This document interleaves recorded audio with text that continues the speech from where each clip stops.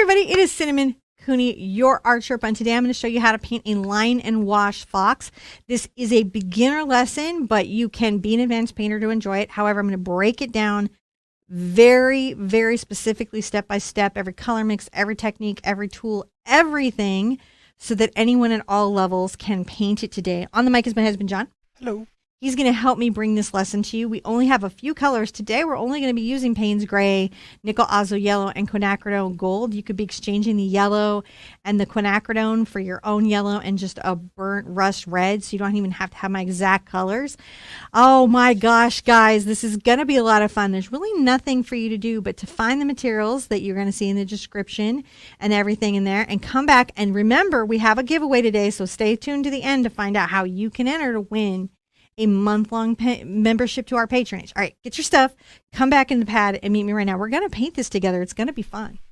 So on today's lesson, we're going to be using a block of 9 by 12, 140 pound watercolor paper. This, and what do I mean by a block, is all the edges of the pad are glued together. So when you do really wet techniques and the paper buckles a little bit, it doesn't get away from you. And then as it dries, it's going to stretch flat. I am using the brand Fabriano, and in that line is the Artistico traditional white. They have extra white and traditional white, and they have hot press and cold press. I mean, any of it is really quite good. Yeah, so they got a lot of cotton in it. Got a lot of cotton. 100% 100% cotton, which just helps the paper absorb water at a pretty predictable rate. And it does a really cool stuff. I'm going to be using a number 14 Raphael Soft Aqua. For my waterproof pen part of this, I'm going to be using a Faber-Castell Pitt Artist pen. But I know you guys are going to ask, yeah, the Sharpie fine points seem to be working okay for it. So that's been going all right. You see a lot of colors out on the pad here. These I just use during the year.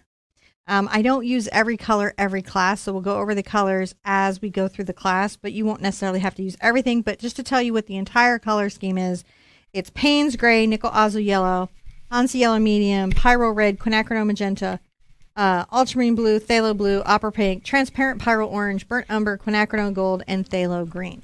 So those are the colors that I use just consistently, though each class may have a different set. And if you want to see exactly those ones, you can check the video page on the website, where you get the traceable and everything, or you can check the description below. If you're not going to want to freehand this, I recommend going by www.theartsherpa.com. I guess I could have just said Art Sherpa website, couldn't I? Everybody's pretty online and literate, something. So you go by there, and there's a traceable option. You can find it there. You can go to the video project and find this project and all of its resources as well for download. So wherever is better for you. Okay. First thing is, if you're not going to be drawing, you're going to want to use the provided traceable. The traceable is a printed out piece of paper, and I rub graphite on the back. I tape it down to my watercolor pad in two places so it doesn't move. And then you just very carefully trace over all the lines that are on the traceable, or the lines that you want. If you don't want these lines, you could use your own. I won't be offended in any way. Just kind of use this here and get them all real good. And when you have all the lines that you want, then you can remove this from the paper, and you will have the faintest. The faintest. I mean, I'm not even sure how well you guys can see it. You can kind of see it if I shade it. The faintest little line transfer of this drawing, but enough for you to see, right? And that's when I'm going to take the waterproof pen. I get to do this at the beginning because it's a waterproof pen. And I'm very carefully going to go over some of the lines that I have here, right? And these become the anchors for the artwork.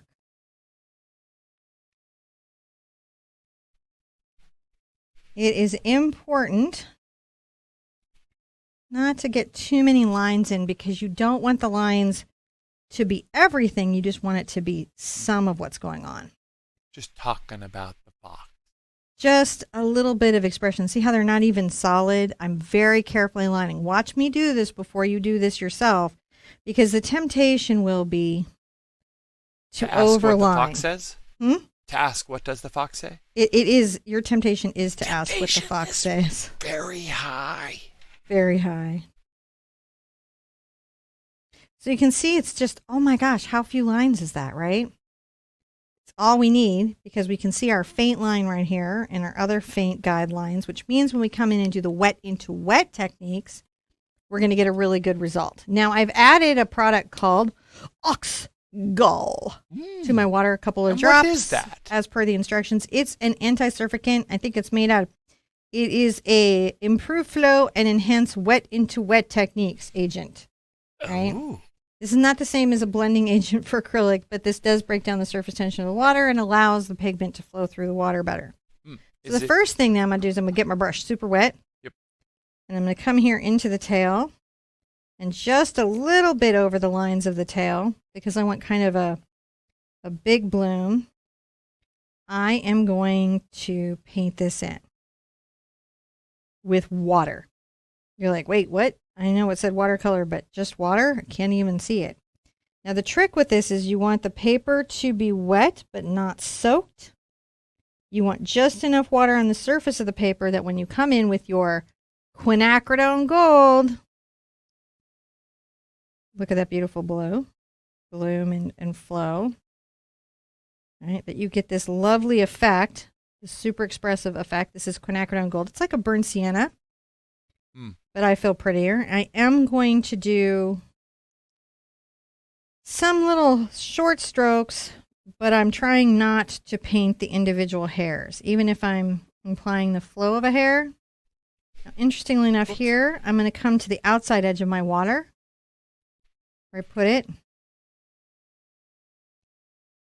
and let that remain a little bit white because the end of a fox's tail tends to be white. Yeah.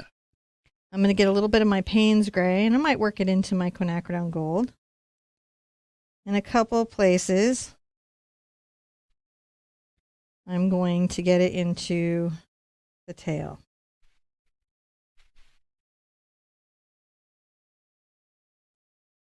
Little bit, very loose, you can see.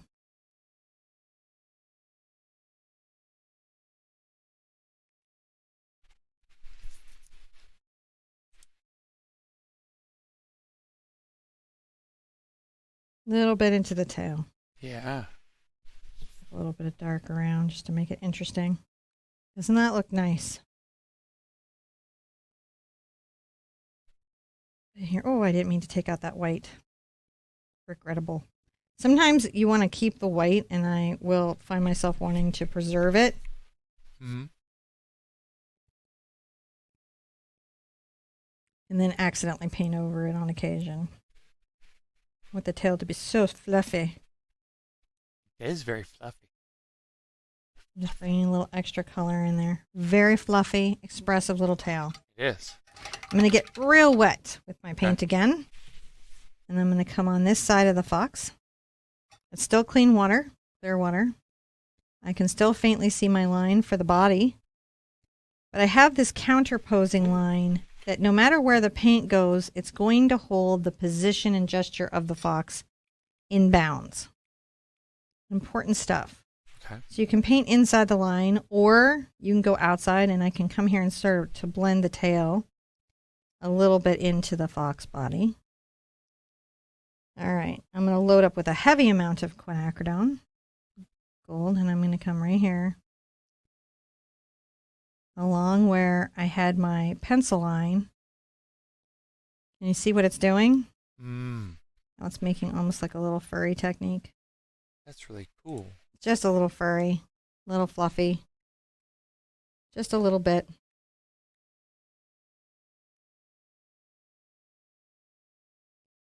And then we'll put this through here.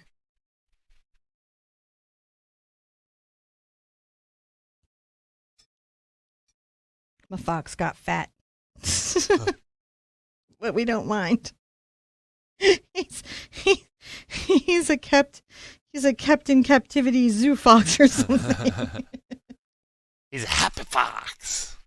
So my fox did get fat, and what I'm going to do is I'm going to, my table with my paper got moved, so I'm going to take this paper, and I'm going to kind of come here and come back and make sure that I don't lose entirely the line of the fox. I just need the paper towels. I haven't removed all of the fur effect. I do want it to be loose and open. And that's why it's important to have good paper. Besides you're getting the good flow techniques, besides, you know, you're getting the results you want, good paper allows you to lift. So if I come back even with a little bit of water, I can come here and wet and lift a bit. Can you see? And I've got some other little techniques that I'm going to be bringing around. Okay. But you can see I got his little body. A little less. A little less. He went on a diet. He went on a little fox diet and he's doing much better now. I also am going to want to kind of pull back some of this here because I want a little bit of a lighter color along his little jaw lines. And my water was a little bit higher than I wanted. But you can see if you have good quality paints and water, yep, you can subtract where is necessary.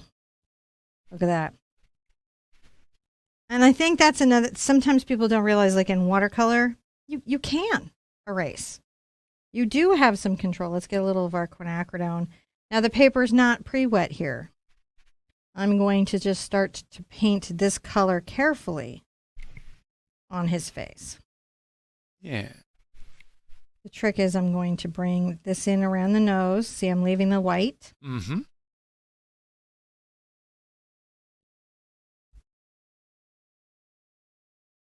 Come around the face here. And there's definitely got to be some white here. And I'll do some negative space painting to put it back. Interesting what we can do. And I'm just using the Quinacridone Gold. You could use burnt sienna or any brown that you really like that's a red brown. And I'm going into a very light color, if you'll notice. The color is light because I can always come back in, right? Like right here. Uh-huh. Or maybe we're painting back some negative space to his face. Oh, yeah. Right, we can put that back.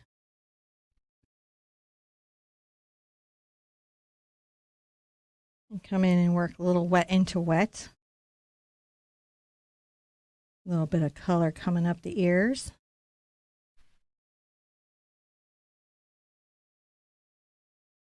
A little bit coming off here. Over that white space. Nice counterbalancing. Yeah. So painting loose doesn't mean, you know, being completely out of control with what you're doing. It's just about recognizing, what do I have to put on here for the fox to be fox, and what could I let go, really? Take a little of my Payne's gray over here. I definitely want to come on the ear a bit.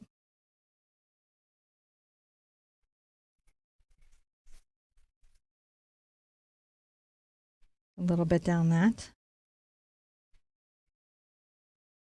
A little bit around the eye, huh? And it's okay to let that bloom out some.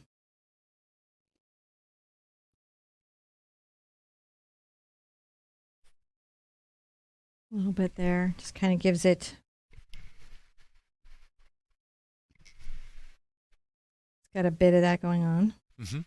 Get some gray at the nose. And we'll start his little fox nose. The face. We don't have to paint that whole thing. That's looking pretty good. That's not bad. He's fairly loose. We haven't overworked who he is in any way.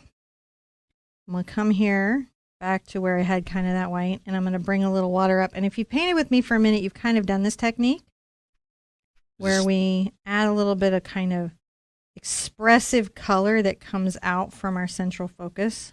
Mm-hmm. That gives space. So let's get a lot of Payne's gray on here, and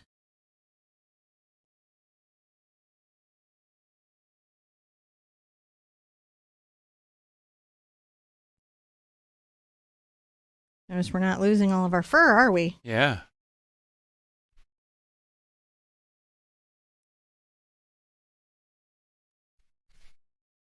I let it be very loose.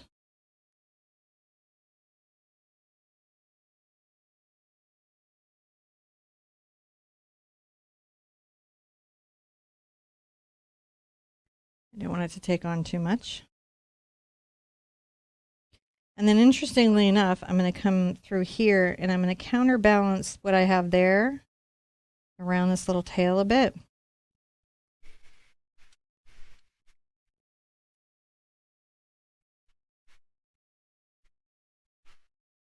Not over completely this side, just a little bit here and then here. Little juxtaposition of value. Oh.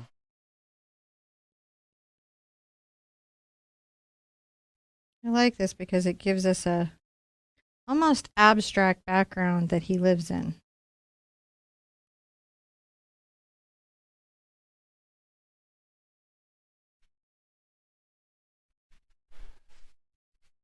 I like it. It's the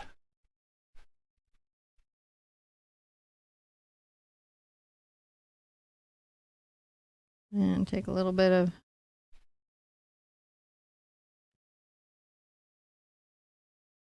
lines that almost imply plants. oh yeah. Now he's in the woods. There's a little bit in the woods, maybe. A little bit in the trees or some type of nature. I think that's the hardest part, is just having a loose line that feels like twigs and bushes that doesn't become so structural that you lose everything that you have going on with him.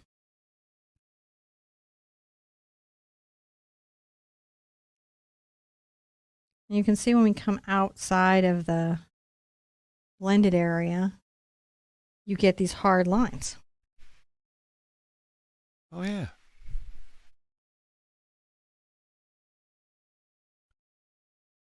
Inside, they soften up.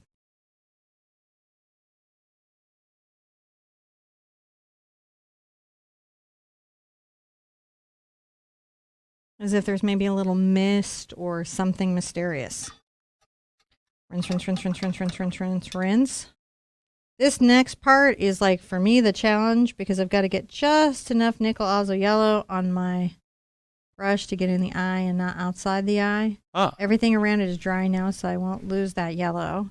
And I'll come in and do some finishing work with maybe a watercolor pencil or something like that. I'm going to add a little nostril to him there. Which brush is that? This is the number 14 Soft Aqua, and it is just a really good brush. I really enjoy it so much. You've been wielding it.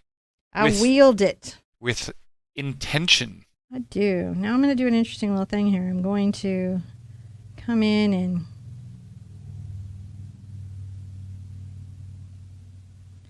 maybe speak about some nature. Speak about the nature. Of nature? Let me go back over to the nature.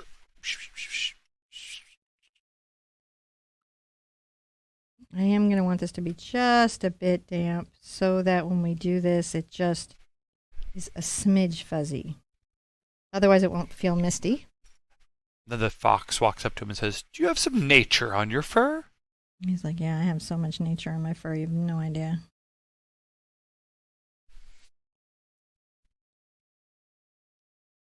Just capturing a little bit of that. So trees tend to be little kind of darts or triangles, and you want to pull a little bit of the branches. The branches sort of face down, and it's just about finding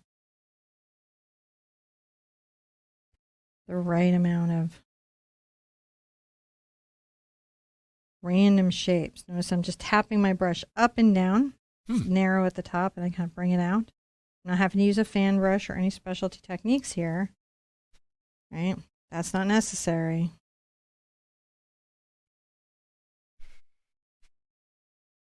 And come up into the dry area and have some little hard branches, and then where it goes into the wet, it softens. And that does create the sense of that something is misty and maybe not in focus. Mm-hmm. And that part is, I think, really nice. It is very nice.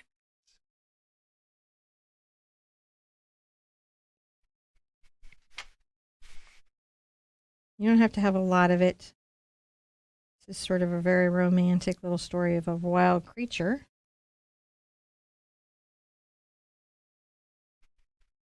Right. I can always come in and get a little of my Quinacridone Gold.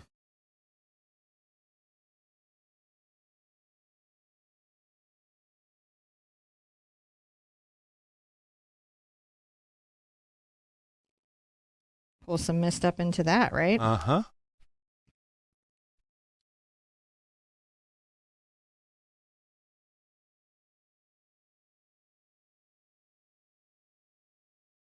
Maybe this little tree is here.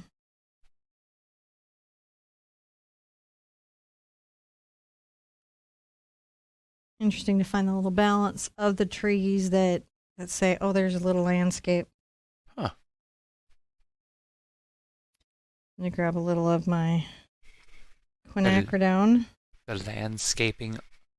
It's like I'm kind of hiding in the bushes a little bit. I am the bushes. I'm the spirit.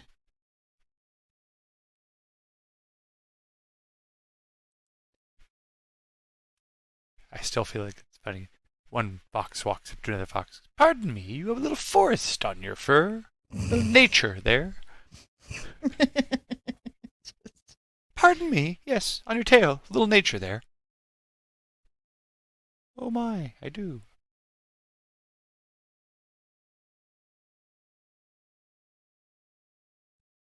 A little more of that down.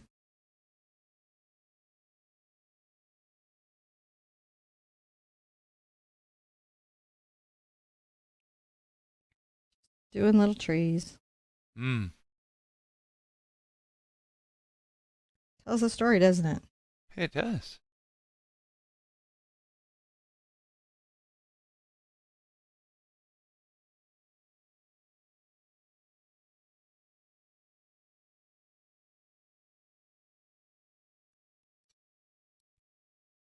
I can come and soften with some water here.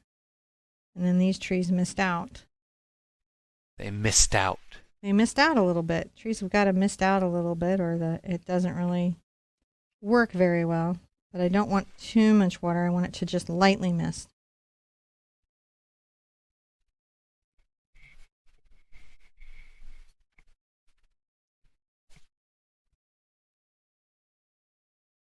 And that's going to be the trick, is finding the balance of the water, especially on your paper with your paint, right? Because all watercolor does not perform the same way that all other watercolor does.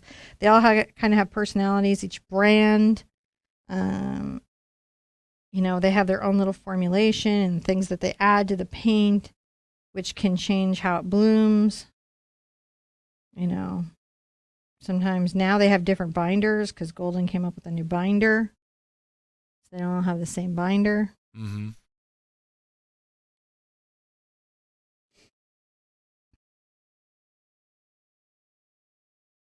There we go.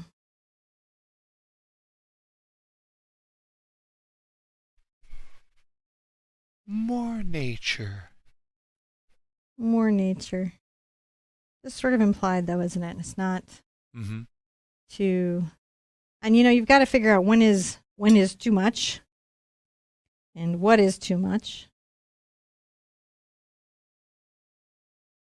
I've got to figure out how to do this. I may want to do it in my pen.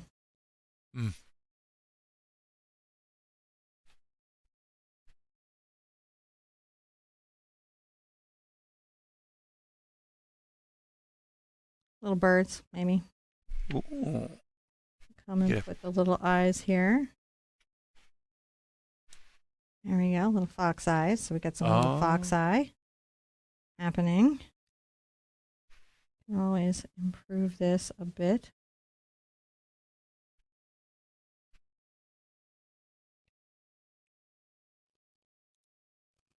Wow. So it's just a nice little, you know, you start to tell a nice little story. Yeah.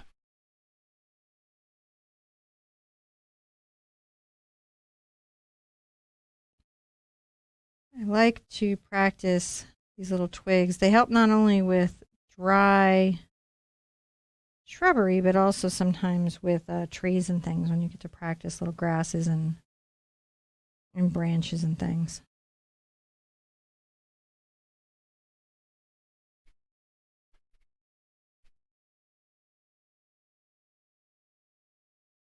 Little bits. Yeah. Here and there. Some soft little. So this is the soft and hard against each other. Right? We have the soft blending in the background, and then we have a little bit of hard line here. Speaks a little bit to environment. I have some here. I'm definitely going to want to add just a little bit here. Make sure that it's one side. Soft side. Yeah, you balance. It balances out. Ooh, it does. Look at that. Anywhere that you want to come back and in what has softened, right? You can come in and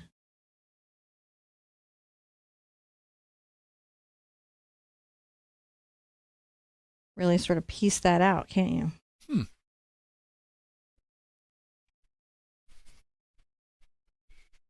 And now you have the mistiness you need.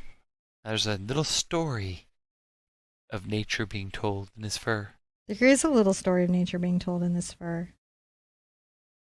Now the fox says, you've got a little more than just a little nature on your fur. You have a whole story of nature on your fur. Well, I mean. The other fox says, what did you step in? I think given the amount of mythology around foxes being very spiritual beings and the legends of nine-tailed foxes, I would say let the fox do what the fox wants to do. Right? It knows who it is.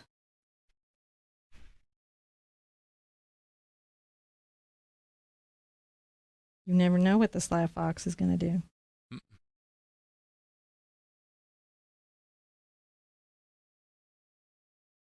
I feel like that's a nice balance. So I'm going to call that there, and I'm going to give this a sign. Wasn't that fun, John? That was. Go ahead and sign here just outside the painting peripheral. So this is a really lovely example of line and wash where we got to do some very emotive techniques, wet into wet, really played hard lines against soft lines. It helps you understand that you don't have to necessarily paint every line, do everything in every painting every time, right? You don't have to paint every hair. Sometimes it is as important what you don't paint for a piece to feel light and expressive and fresh. Now, don't forget to enter the giveaway. The rules are in the comments.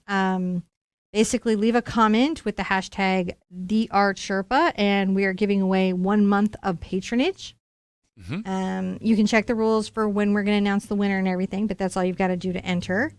And good luck on that, because we're always excited to have new patrons, even if they're guest patrons. We do fun stuff over there. It's a good time, and you'll have a good time catching up on some of those more interesting, weird classes that I do. Like I have nudes over in the patronage. In watercolor.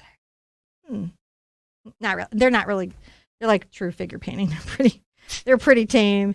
Nothing going to be on OnlyFans. Yeah. It's pretty mellow. But that being said, that's over there, and so you might enjoy that. So don't forget to enter. I hope you are enjoying these line and wash classes. Again, that's the Faber-Castell Pitt Artist Pen. I really like this one. If all you have is a Sharpie, you can use a Sharpie. Some Bic pens are waterproof. You can just use an HB pencil if you have none of this. It's not really important, that you have exactly what I have, just understanding why I have what I have. Again, the colors were Payne's Gray, Nickel Azo Yellow, Quinacridone Gold. It was 3 colors today. Yeah. Very simple piece. So you just never know how it's going to go. All right. Be good to yourselves.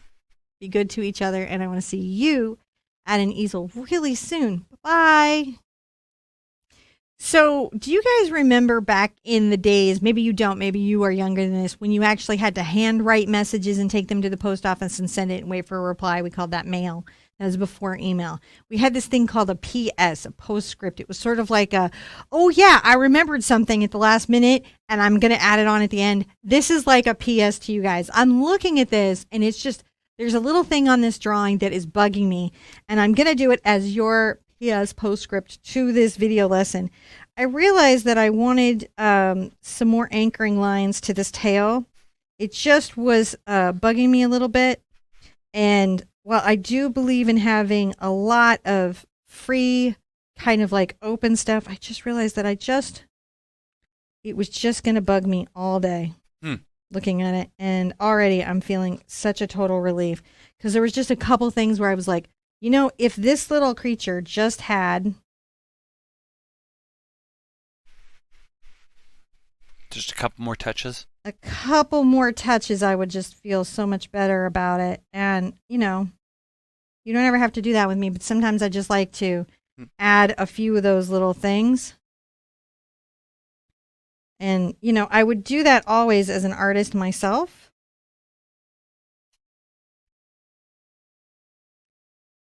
There we go. But sometimes those little touches just help me feel so much better in a piece. And so it's just, you realize like, oh, I just need a couple more anchoring lines so I just don't go crazy. So this is my PS to you. Sometimes that happens. Sometimes you put the signature on and you're like, not done yet. And that's always okay to do. All right, now for real, I'm going to see you really soon. Bye-bye.